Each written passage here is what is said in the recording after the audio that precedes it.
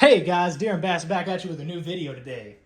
So I got everything set up here. This is an update on my 350 Legend Bear Creek Arsenal upper. If you can't tell, it is the side charging upper. But I just wanted to kind of go over everything. I have fixed, I believe, the issue that I was having. And I'm waiting on my scope to come in from Vortex. I had to get it fixed. It had a warranty issue.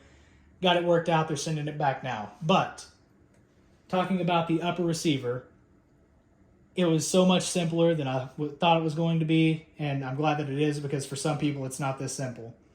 I was shooting the Hornady FTX rounds out of it before, and they were crimping up on the side. So one of the viewers mentioned that Winchester and Federal ammunition are better for the AR platforms because the Hornady ammo has a thinner sidewall. So I went out, I got some Winchester Power Max bonded. That's 160 grain hollow point. Perfect for deer hunting, perfect for what I'm wanting to do with this rifle. So I got that. Did have a couple of issues in one of the boxes. This is why I don't like Winchester ammo that much, but this was the only hollow point ammo that I could find for 350 Legend that was not ridiculously expensive or out of stock. So in one of them, I got a FMJ round, and then the other one, the hollow point is like packed in with lead at the tip. It's almost effectively been turned into a soft point. Both of those are going to be turned into fouling rounds for the barrel, so that whenever I take it out, you know, I can get everything how it would be whenever I go hunting, right? Another thing I done for a fix, I went with the 10-round Duramag. I am still going to be loading 5 rounds into it. If you guys absolutely need me to, leave a comment and I will load up a full 10-round magazine. But I went with the 10-rounder because from the forums and everything that I read, the 10-round Dura magazines are like the best. They've already got the cutout up front. They're basically ready to go for an AR rifle out of the bag. They're just what everybody says is what will fix the issue.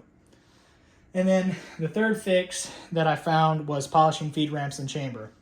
I done all 3 of these, but I didn't really need to do the polishing the feed ramps in the chamber, because once I got the magazine, I got the new ammo. I've cycled by hand 5 rounds through. They all went flawlessly. None of them caught up. None of them got stuck halfway through. None of the cases crimped up. It was just perfect, flawless feeding through and through. I went ahead and polished the feed ramps and chambering, and it did help kind of smoothen out the action a little bit as it was coming forward. But other than that, it wasn't necessary. It was just another step that I took to kind of improve the reliability. So once we get our scope back from Vortex, we are going to take this rifle out, get it resighted back in, and hopefully see if it will shoot 5 rounds without jamming. And then once it shoots 5 rounds, I'll probably put a whole box through it just to be sure, you know, be safe that everything's going to load and work properly. Another thing, it's important with 350 Legend ARs that you keep them very clean. That was another issue that I've seen a lot of people talking about, is after, you know, a couple of magazines, you really should start cleaning your rifle really good and getting in there, getting all the grime and everything out of it, because 350 Legend, even though it was designed to be shot out of an AR, it's not really suited to be shot out of an AR.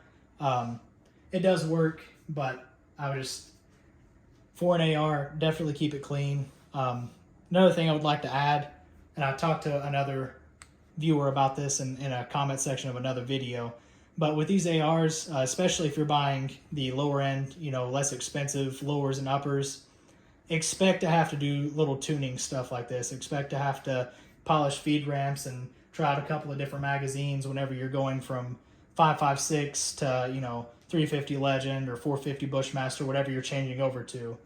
Definitely expect to have to do little tuning things like this.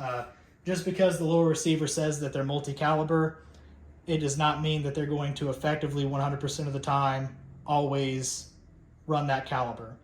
You're going to have to polish feed ramps. Like I said, you might have to try out magazines. You might have to try different ammos. It's all dependent. And once you find what works well for you, you know, then you can go with that and just kind of stick with it. I do have another Bear Creek Arsenal upper. It's a 5.56 and it runs absolutely flawlessly. I've never had an issue out of that upper. This one, again, I believe that the only downfall of this one was not that it was a Bear Creek Arsenal upper, it's that it was 350 Legend. But we're working on making this 350 Legend legendary. So as soon as we get the scope on, I'll make another video for you guys. We'll take it out for a range day. Oh yeah, one more thing. One of my subscribers thankfully corrected this because I put it on there like this and then completely ignored it this whole time and never recognized. That cantilever is backwards. I do have to flip it around. I'm going to flip it around whenever the scope comes in. Get everything mounted back up properly and set back up. But thank you for calling me out on that, because I would have completely never thought about that. And if I had accuracy issues, I would have been confused the entire time as to what was happening. But without further ado, I'm going to end this video, guys.